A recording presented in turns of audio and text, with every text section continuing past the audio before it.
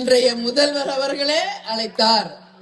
ஆனாலும் ஒரு கொள்கை, ஒரு முடிவை நாம் எடுத்துவிட்டால் அந்த கொள்கை முடிவை நிச்சயமாக நாம உறுதியாக நாம நிற்போம் என்பதற்கு இதுதான் சான்று.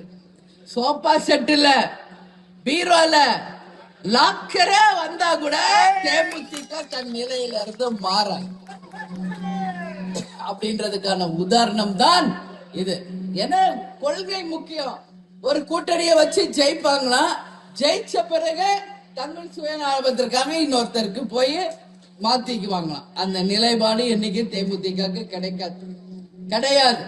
அது என்ன நான் சொல்றேன், எல்லாரும் என்கிட்ட பிரஸ்ல கேட்டாங்க, இன்னைக்கு இன்னும் 25 பேர் எம்எல்ஏக்கெல்லாம் அதிமுக இருந்து தேவைக்காக போறாங்களே.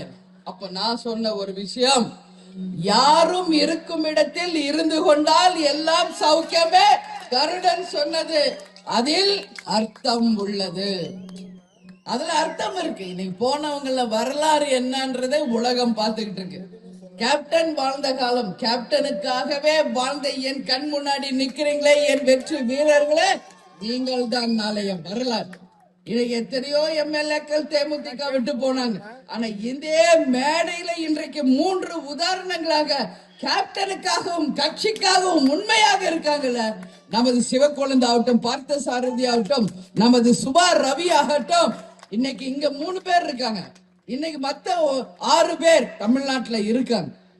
எல்லாருமே இன்னைக்கு தலைவர் அவரை நேசித்த ஒருவரை தங்கள் நெஞ்சிலே பதிய வச்சு இந்த கட்சிக்காக, கேப்டனுக்காக தங்கள் இறுதி மூச்சு வரை இருக்கும் வரை நாங்கள் தலைவர் பேரை நாமத்தை சொல்வோம் சொல்றாங்களே, அதுதான் வரலாறு. அரசியல்ல வெற்றி வரும், தோல்வி வரும், அதையெல்லாம் கண்டு அஞ்சக்கூடிய கட்சி இல்லை தேசிய முற்போக்கு திராவிட கழகம்.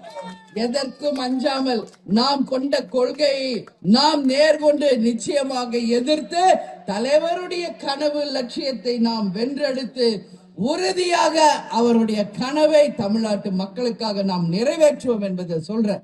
என் மக்களே, என் மக்களே, என் மக்களே என்று மக்களுக்காகவே வாழ்ந்த ஒரு தலைவர், மனிதராய் பிறந்து புனிதராய் வாழ்ந்து இன்றைக்கு தெய்வமாக இருக்கின்ற நம்ம கேப்டன் அவர்கள் இன்னைக்கு எங்குமே போல நம்மளோட தான் இருக்கிறார். கரவேட்டி கட்டி என் முன்னாடி உட்கார்ந்து இருக்கீங்களே, உங்களில் நான் கேப்டனை பார்க்கிறேன், நீங்களில் தான் கேப்டன் அப்படின்றத இந்த நேரத்துல நான் சொல்றேன்.